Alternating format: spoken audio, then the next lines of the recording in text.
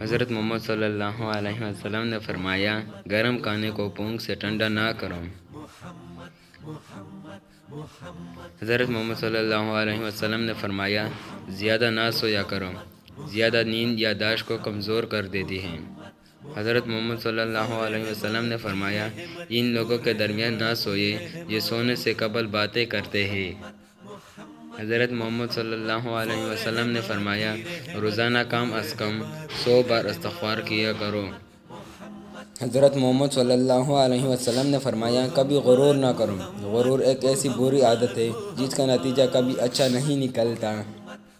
حضرت محمد صلی اللہ علیہ وسلم نے فرمایا مہمان کی کلی دل سے خدمت کرو، یہ عادت ہماری شخصیت میں کشش پیدا کرتی ہے۔ حضرت محمد صلی اللہ علیہ وسلم نے فرمایا ہمیشہ بیٹھ کر کپڑے تبدیل کرو۔